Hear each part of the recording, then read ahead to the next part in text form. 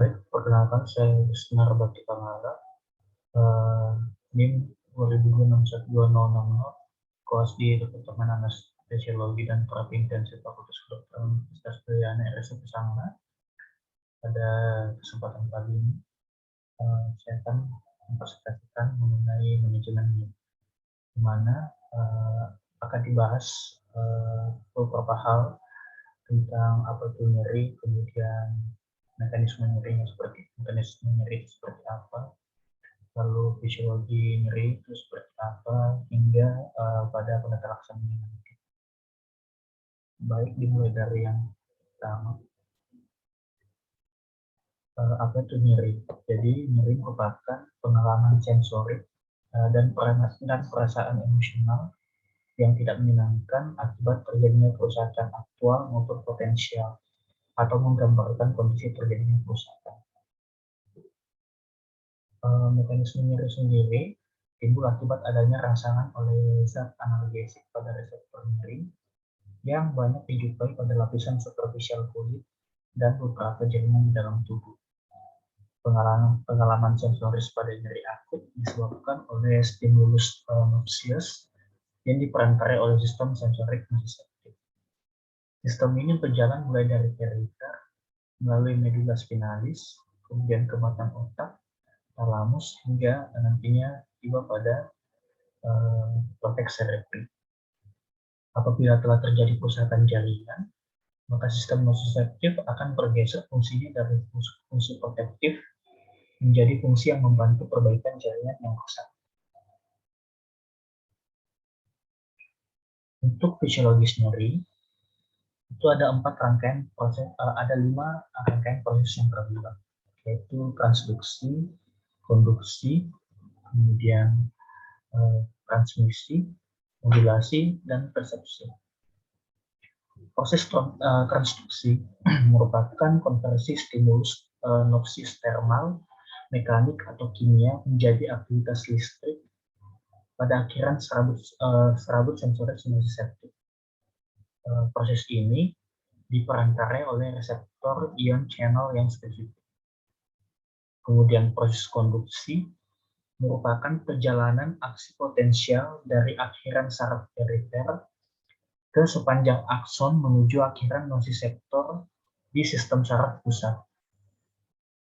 Kerusakan jaringan menyebabkan pelepasan mediator kimia seperti prostaglandin, bradikinin, kemudian serotonin, substansi P, dan histamin.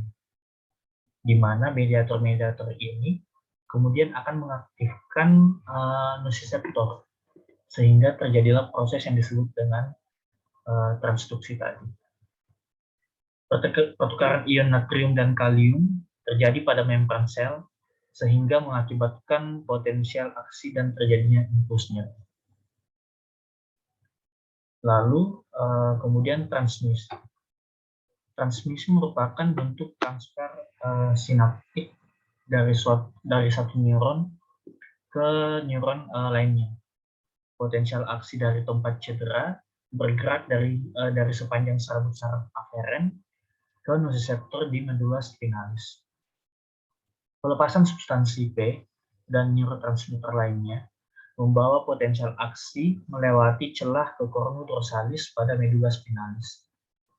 Kemudian naik sebagai tractus spinothalamikus ke talamus dan mesencephalon, lalu melewati talamus menuju korteks somatosensoris, lobus parietal, frontal, dan sistem limbi. Kemudian proses selanjutnya adalah modulasi, di mana proses ini merupakan interaksi antara sistem analgetik endogen dengan impuls nyeri yang masuk ke cornu posterior medula spinalis, di mana beberapa neuron pada area ini akan merangsang pelepasan neurotransmitter tambahan, yang pada akhirnya memicu pelepasan opioid endogen dan menghambat transmisi impuls nyeri di cornu dorsal. Proses selanjutnya adalah persepsi. Persepsi merupakan hasil akhir dari proses interaksi yang kompleks dan unik yang menghasilkan suatu perasaan subjektif yang dikenal dengan nyeri. Kemudian untuk jenis nyeri. Jenis nyeri sendiri ada nyeri somatik, visceral, dan nyeri alih atau revert pain. Nyeri somatik contohnya nyeri di kulit, otot, tendon, tulang, atau nyeri terlokalisir. Sedangkan nyeri visceral adalah nyeri organ internal, dan nyeri alih atau revert pain adalah nyeri pada satu segmen spinal yang sama. Yang pertama adalah nyeri somatik. Nyeri somatik adalah nyeri yang terasa tajam, dapat menunjukkan lokasi nyeri dengan tepat, kemudian sensasi yang terasa dapat dijelaskan sesuai rangsangan yang diberikan. Nyeri segera terasa setelah terdapat rangsangan atau stimulus. Kemudian nyeri visceral dapat muncul karena terbentuknya produk akhir metabolik yang asam atau produk yang dihasilkan oleh jaringan degeneratif seperti bradikinin, enzim proteolitik atau enzim pemecah protein, atau bahan lain yang merangsang ujung serabut nyeri. Kemudian nyeri alih atau revert pain memiliki karakteristik nyeri yang dapat terasa di bagian tubuh yang terpisah dari sumber nyeri dan dapat terasa dengan berbagai karakteristik. Contohnya adalah nyeri yang terjadi pada infark miokard yang menyebabkan nyeri alih rahang dan lengan kiri. Untuk klasifikasi dari nyeri, berdasarkan waktu dibagi menjadi 2 dan berdasarkan etiologi dibagi menjadi 3. Berdasarkan waktu durasi dibagi menjadi nyeri akut,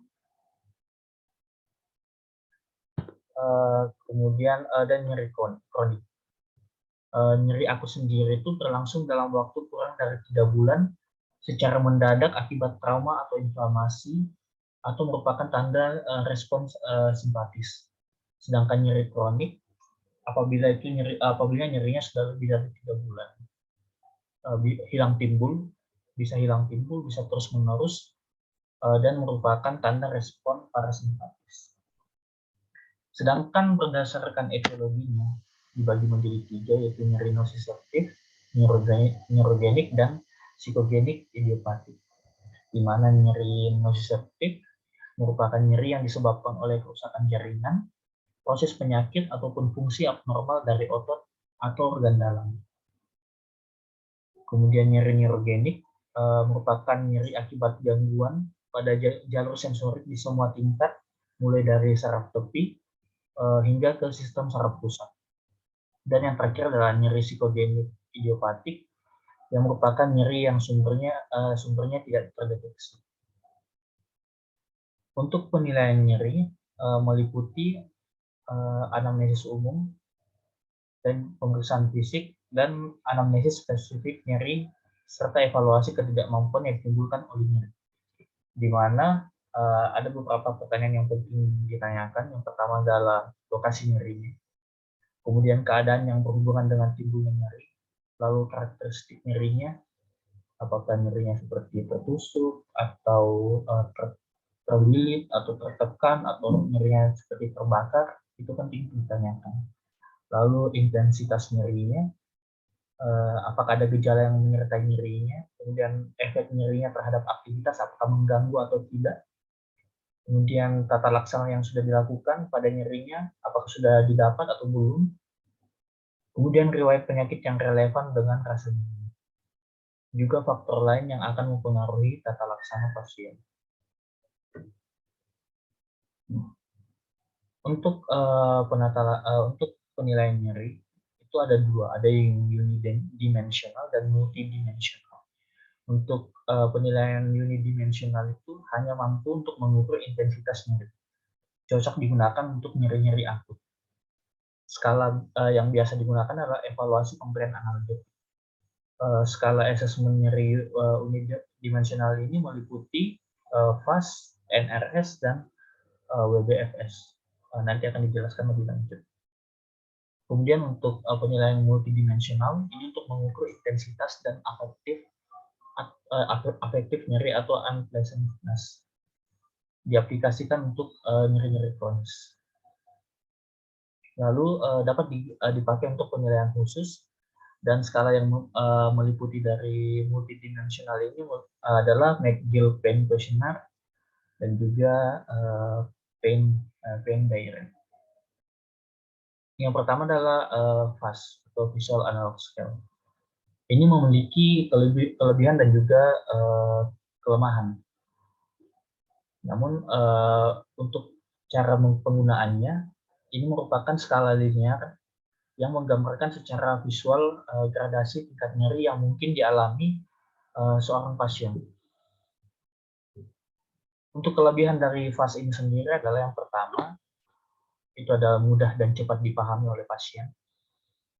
Kemudian mudah diinterpretasikan secara klinis oleh klinisi. Dan kelemahannya sendiri adalah sulit digunakan pada keadaan emergensi dan sulit digunakan pada pasien gangguan kognitif, penglihatan, dan juga kesadaran. Jadi nanti pasiennya disuruh untuk kita berikan sebuah garis sepanjang 10 cm. Kemudian pasiennya nanti akan diminta untuk memberikan garis kira-kira di daerah mana nyerinya terasa, sebesar apa. Jadi ada daerah yang paling kiri adalah tidak ada rasa nyeri, sedangkan daerah paling kanan adalah rasa nyeri yang teramat sangat. Kemudian untuk yang kedua adalah NRS atau Numeric Rating Scale. Ini didasari pada skala angka 1 sampai 10 untuk menggambarkan kualitas nyeri yang dirasakan pasien. Di mana kelebihannya adalah lebih mudah dipahami, lebih sensitif terhadap jenis kelamin, etnis hingga dosis, kemudian lebih efektif untuk mendeteksi penyebab nyeri akut, dan memiliki hasil yang konsisten. Sedangkan kelemahannya adalah keterbatasan pilihan kata untuk menggambarkan rasa nyeri. Tidak memungkinkan untuk membedakan tingkat nyeri dengan lebih teliti, dan sulit digunakan pada pasien gangguan kognitif, penglihatan, dan juga kesadaran. Seperti pada gambar, dilihat pada angka 0 adalah perasaan tidak nyeri, sedangkan 1, 2, 3 adalah nyeri ringan, 4, 5, 6 adalah nyeri sedang, 7, 8, 9 adalah nyeri berat terkontrol, dan 10 adalah nyeri berat tidak terkontrol. Berikutnya untuk adalah Wong-Baker versus Scale atau WBFS. Skala nyeri ini tergolong mudah untuk dilakukan, karena hanya dengan melihat ekspresi wajah pasien pada saat bertatap muka tanpa kita menanyakan keluhannya. Di mana kelebihan dari penilaian ini atau scale ini adalah mudah dan cepat dipahami oleh pasien. Dapat digunakan pada anak lebih dari 3 tahun.